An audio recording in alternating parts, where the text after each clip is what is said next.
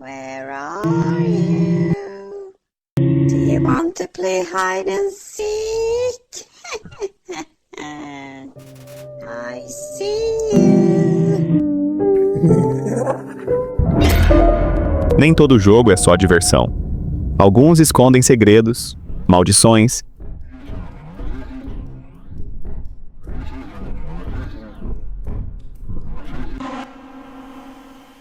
presenças que não pertencem ao mundo digital. Hoje você vai ver vídeos e relatos de jogos amaldiçoados, ocorrências estranhas, entidades surgindo em meio a códigos, e jogadores que enfrentaram o sobrenatural sem saber. Se você acha que está seguro por trás da tela, pense de novo.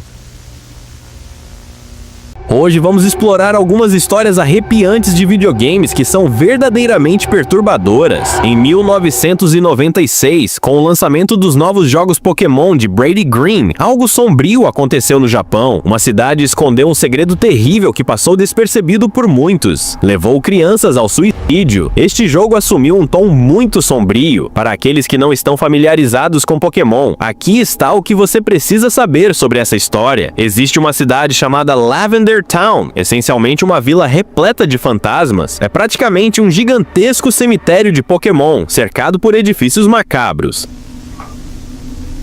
De volta ao Japão, quando as crianças começaram a explorar esta cidade, algo estranho aconteceu. A famosa melodia de Lavender Town ecoava ao fundo, conhecida por suas frequências elevadas que só crianças e adolescentes podiam ouvir. Alguns relataram dores de cabeça ao ouvi-la, mas em casos extremos, essas dores se transformaram em confusão mental. Alguns jogadores foram levados à loucura, buscando desesperadamente uma saída final. Disse que cerca de 200 crianças perderam a vida naquele ano, enquanto outros foram salvos, mas não sem consequências inexplicáveis. Claro que depois de toda essa polêmica, a Nintendo não teve escolha. Precisou tirar do jogo a trilha original de Lavender Town e substituí-la por uma versão mais suave e familiar.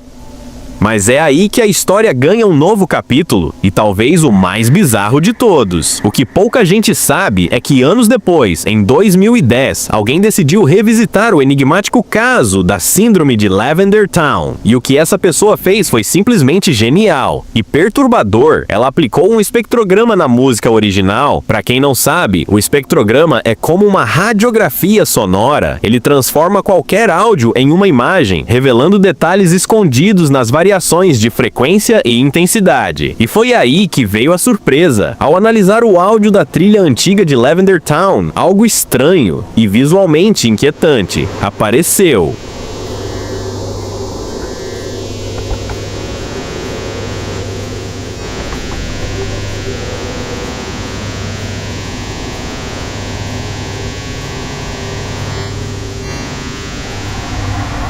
Quando a análise do espectrograma foi finalizada, o que surgiu deixou muita gente arrepiada. Figuras estranhas começaram a aparecer. Pareciam ser os 11 Pokémon da primeira geração, mas com formas distorcidas. Na época, alguns deles nem tinham sido oficialmente revelados, mas o mais perturbador veio depois. Entre os gráficos, surgia a imagem de um fantasma. E para quem conhece os Unown, aqueles Pokémon em forma de letras, a coisa ficou ainda mais sombria. Quando essas figuras foram traduzidas para o nosso alfabeto, a mensagem escondida na música era clara e direta: saia daqui agora! Até hoje, ninguém conseguiu explicar como ou por que isso foi colocado ali, mas esse foi só o começo.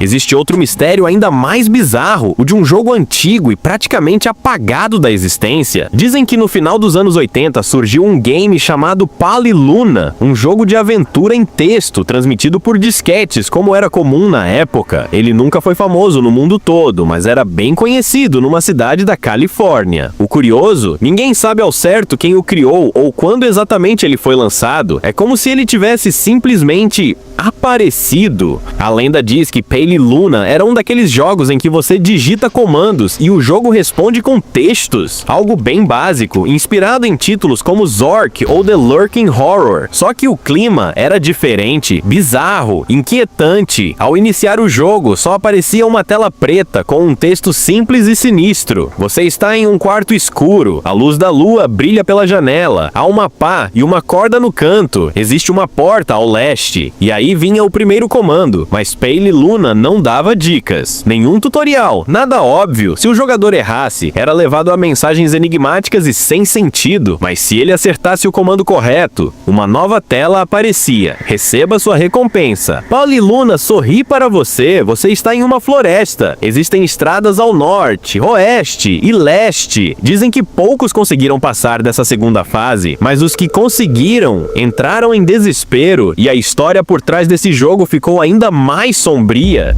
Há quem diga que depois que alguém zerou Pauli Luna e descobriu a verdade, todas as cópias foram destruídas. E o que foi descoberto? Ninguém sabe ao certo, mas o mistério permanece cada vez mais obscuro.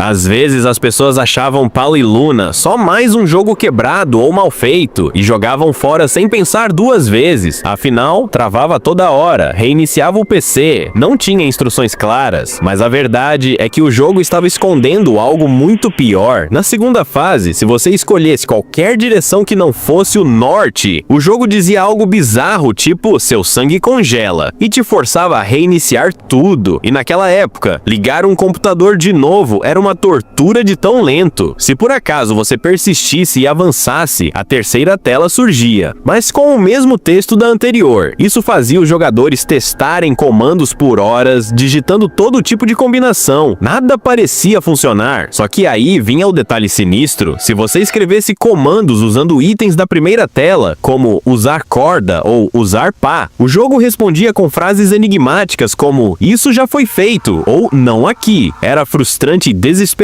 e cada tentativa exigia reiniciar o jogo. Isso fez muita gente acreditar que Pauli Luna estava bugado ou inacabado, mas no meio dessa multidão de jogadores frustrados, um cara resolveu insistir. O nome dele? Michael Nevins. Michael tinha certeza de que havia uma lógica oculta ali, e mesmo com todas as falhas, passou mais de 5 horas reiniciando o PC e testando centenas de comandos, até que, finalmente, uma tela secreta apareceu. O texto dizia: Pauli Luna sorri. Não há caminhos. Chão macio.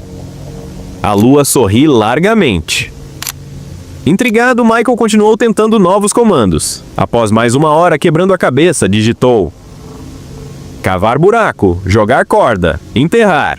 O jogo então deu uma resposta completamente fora do padrão. Parabéns, 40,24228-121,4434. Depois de perder quase um dia todo, tudo que ele tinha era um monte de números, mas ao analisar com cuidado, percebeu, eram coordenadas, latitude e longitude. Pesquisando, ele descobriu que aquelas coordenadas apontavam para um local chamado Floresta Nacional de Lassen, dentro do Parque Vulcânico de Lassen, na Califórnia. No dia seguinte, com mapa, bússola e pá em mãos, ele foi até o local. No meio da floresta, encontrou um pedaço de terra diferente do resto. Parecia recém-remexido, como se alguém tivesse enterrado algo ali. Michael começou a cavar, empolgado, achando que estava prestes a encontrar um tesouro secreto de um jogo lendário, mas o que ele encontrou foi a cabeça de uma garota em decomposição. A polícia foi chamada imediatamente. A investigação revelou que a cabeça pertencia a Karen Paulsen, uma menina que havia desaparecido 1 ano e meio antes em San Diego. O corpo dela nunca foi encontrado. As autoridades tentaram rastrear o criador de Pauli Luna, mas até hoje ninguém sabe quem o fez. Com o tempo, surgiram boatos de que algumas pessoas estavam oferecendo centenas de milhares de dólares por uma cópia original do jogo, mas nenhuma reapareceu. Dizem que talvez ainda existam disquetes enterrados em algum lugar da Califórnia, mas o que Pauli Luna realmente foi continua um dos maiores mistérios da internet sombria, e essa história só estava começando. A seguir, a gente vai falar sobre um relato postado por um usuário anônimo. Vamos chamá-lo de Juan. Ele compartilhou no 4chan uma experiência bizarra que teve jogando Minecraft. E não era um modelo, era uma versão alfa do jogo. E o que começou como uma gameplay normal, cortando árvores e pegando blocos, rapidamente virou um pesadelo digital. Quer que eu continue com a história do Minecraft também? Enquanto explorava o mundo recém-criado, Juan notou algo estranho ao leste de uma montanha. A vegetação era densa, coberta por uma neblina espessa, e no meio daquele cenário enevoado, algo parecia se mover. À primeira vista, ele achou que fosse apenas uma vaca, mas foi aí que tudo começou a dar errado. Contexto rápido.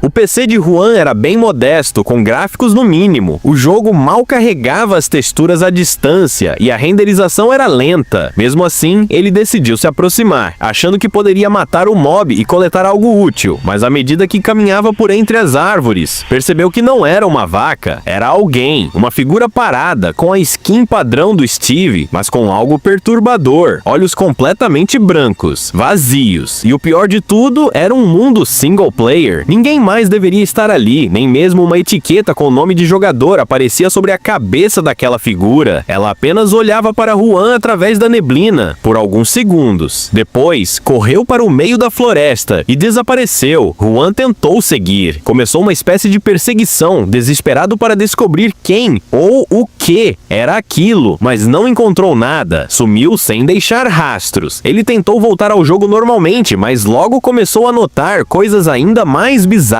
Túneis perfeitos de 2x2 escavados aleatoriamente, pirâmides de areia no meio do oceano e árvores com as folhas cortadas de forma milimetricamente estranha. Em certos momentos, jurava ver aquela figura de olhos brancos observando de longe, escondida pela neblina, mas quando ajustava os gráficos para ver mais longe, ela sumia, como se só existisse nos limites da escuridão. Juan tentou encontrar novamente a entidade por dias, sem sucesso. Então, decidiu compartilhar a experiência em um fórum de Minecraft, escreveu tudo com detalhes, mas sua postagem foi apagada em menos de 5 minutos sem explicação. Tentou repostar, apagaram de novo. Logo depois, recebeu uma mensagem privada de um usuário misterioso chamado Herobrine. A mensagem tinha uma única palavra: pare. Tentou acessar o perfil do usuário, página de erro 404, como se nunca tivesse existido. Alguns dias depois, outro usuário do fórum entrou em contato com Juan por e-mail. Ele também tinha visto a figura de olhos brancos e misteriosos. E o mais assustador, esse usuário mantinha uma lista de pessoas que alegavam ter visto o mesmo ser, mas ninguém tinha provas sólidas. Um mês se passou sem mais pistas, até que a galera do fórum decidiu investigar mais a fundo e descobriu algo ainda mais bizarro. Rastrearam as origens do mito até a Suécia, país natal de Marcus Persson, o criador do Minecraft, conhecido como Notch. Juan então mandou um e-mail direto para Notch, perguntando se ele tinha um irmão. Muito tempo depois, finalmente recebeu uma resposta curta e enigmática: tive um irmão, mas ele não está mais entre nós. Alguns acreditam que Herobrine era inspirado nesse irmão perdido, outros dizem que era o próprio espírito dele, preso no código do jogo. Teorias nunca faltaram. Até hoje, de tempos em tempos, jogadores relatam avistamentos do Herobrine, especialmente em mundos single player, sempre à margem da névoa, onde os olhos brancos mal se destacam, mas nunca desaparecem por completo. E o mais estranho, essa entidade teoricamente foi removida na atualização beta 1.6.6, mas o medo, esse continua no ar.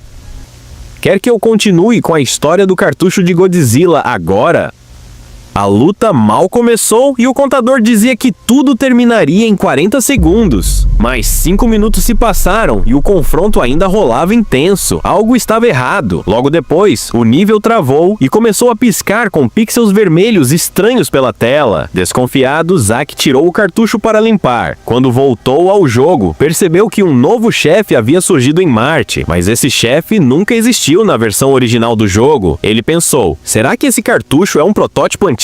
Mesmo assim, continuou jogando, mas o que aconteceu a seguir foi completamente fora do comum. O novo chefe foi engolido por outro monstro, como se algo mais estivesse interferindo no jogo. A tela piscou de novo e por um instante um olho vermelho apareceu sozinho. Sem entender nada, Zack continuou. Os próximos níveis estavam todos distorcidos. Alguns monstros pareciam versões corrompidas dos originais, e os chefes eram criaturas que ele nunca tinha visto antes. E então veio o momento momento mais sombrio. Ao invés de seguir para Júpiter, o jogo o levou para um planeta desconhecido chamado Patos, e logo de cara, o cenário era apocalíptico. Pedras destruídas, um céu ausente e um planeta vermelho pairando sobre tudo. Não havia inimigos, apenas um terreno vazio. Silencioso demais. A trilha sonora também havia mudado. Agora era uma música macabra, abafada e sinistra. Após explorar esse planeta, Zack chegou ao final e viu um ícone no mapa, uma máscara vermelha grotesca. Ele entrou no nível e tudo parecia o próprio inferno. O chão era de pedra vulcânica, o horizonte coberto por montanhas negras e ao fundo, fogo, muito fogo. Foi ali que surgiu a criaturas. Uma aberração vermelha, horrenda, que parecia uma mistura de aranha, dinossauro e esqueleto. Zack conseguiu escapar por pouco e foi enviado para um novo planeta, Trans, e ali tudo ficou ainda mais estranho. Mais monstros nunca vistos, mais música perturbadora. E agora no mapa surgiram níveis marcados com pontos de interrogação. Dentro desses níveis, um rosto apareceu na tela e fez 12 perguntas aleatórias para Zack. Ele só podia responder sim ou não para continuar, mas as perguntas iam de esquisitas a totalmente macabras. Você gosta do seu cachorro?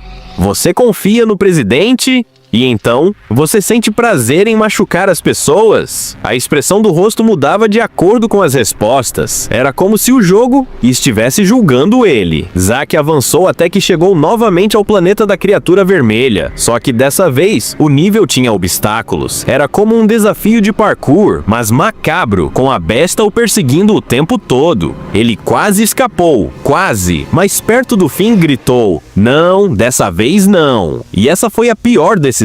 A criatura virou a cabeça lentamente e olhou direto para ele. A tela congelou. Em seguida, o jogo cortou para o próximo nível. Insano. A partir daqui ficou claro. Aquela história não teria um final feliz. Zack seguiu explorando o mapa. Cada vez que enfrentava um chefe, mais distorções surgiam, mais erros apareciam. Até que, mais uma vez, a face vermelha surgiu no mapa. O nível ficou ainda mais difícil, mas dessa vez ele conseguiu escapar. Só que o pior ainda estava por vir. Horas depois, ele chegou a um novo mundo, o sexto, chamado Entropia. Zack decidiu trocar de personagem para variar, mas a história parecia se repetir. Até que tudo ficou silencioso, assustadoramente silencioso. Nenhum inimigo, nenhuma música sombria, apenas uma floresta calma, iluminada por uma lua gigante. Ele seguiu explorando até chegar a um lago. A lua refletia na água. E então começou a afundar lentamente. Do nada, uma rachadura se abriu no meio do lago e dele surgiu algo. Uma criatura gigantesca, de aparência indescritível, emergiu das profundezas. Zack tentou lutar, mas o jogo mostrou algo ainda pior. Um aviso, algo que faria qualquer um largar o controle e nunca mais voltar. Segundo a história, tudo o que acontece no jogo tem ligação direta com o passado sombrio de Zack Mail. E mais especificamente com Melissa, uma ex-namorada que ele teve anos atrás. Zack sofria com episódios de instabilidade mental e durante essas crises, Melissa entrava num estado estranho, olhar vazio, paralisada, como se tivesse saído do próprio corpo. Quando os episódios passavam, ela tremia sem parar, completamente tomada pelo medo, mas uma noite, tudo saiu do controle. Os dois estavam num campo sob a luz da lua, quando de repente, Melissa ficou em silêncio e começou a encarar o céu, seus olhos vidrados, fixos na lua. E então começou a tremer violentamente. Zack tentou se aproximar, mas sem aviso, Melissa saiu correndo em direção à estrada, direto para o tráfego. O acidente foi fatal. Zack nunca conseguiu esquecer.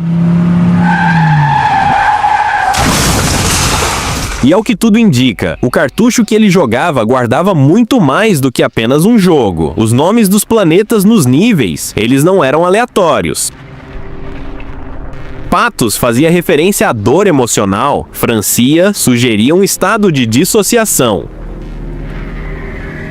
Demência, Bem, essa falava por si só. Esses nomes não eram apenas nomes, eram mensagens codificadas sobre o que Melissa enfrentava. E lembra daqueles olhos vermelhos que apareciam na tela? Zack pensava que era só um glitch, mas não, era Red, observando, esperando o momento certo para se libertar. O cartucho, na verdade, parecia ter vida própria, uma consciência, como se uma entidade estivesse presa ali dentro, faminta por sofrimento. Zack, mesmo apavorado, decidiu continuar jogando, mas talvez essa tenha sido sua pior escolha. No próximo planeta, um novo símbolo apareceu no mapa, sem saber o que era. Ele entrou, era um cemitério. Lá, encontrou um anjo flutuando, mas antes que pudesse se aproximar, Red apareceu do nada e devorou o anjo numa cena grotesca e silenciosa. Depois disso, Zack conseguiu derrotar Red, mas só temporariamente. Então veio o último nível, logo de cara, uma tela escura, e Red apareceu com uma frase: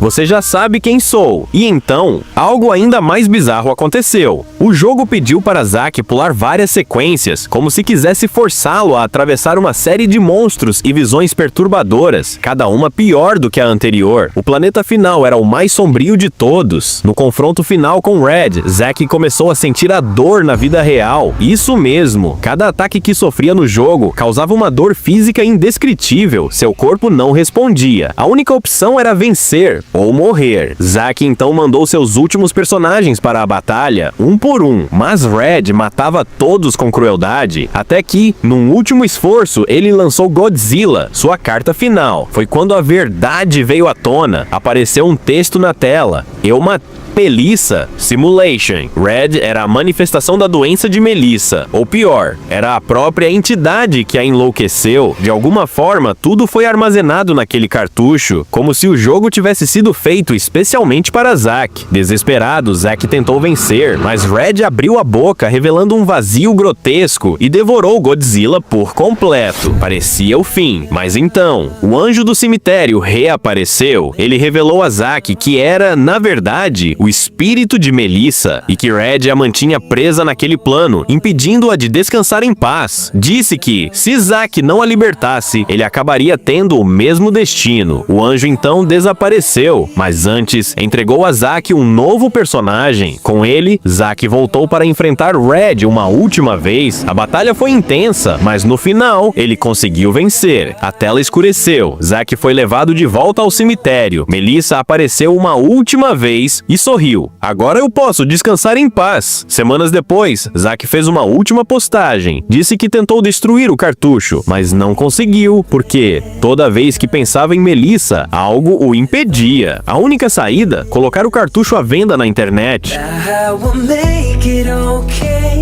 E aí, porque nem todo mundo consegue sair ileso depois de encarar um cartucho amaldiçoado, ou um jogo que não devia existir. Se curtiu esse mergulho no lado sombrio dos games, deixa o like, se inscreve no canal e ativa o sino, porque tem muito mais mistério vindo por aí. Mas me diz nos comentários, você gosta desse tipo de vídeo? Quer mais histórias que nunca deveriam ter sido jogadas? E lembre-se, alguns jogos não têm game over, só tem consequências. Nos vemos no próximo nível, se você tiver coragem.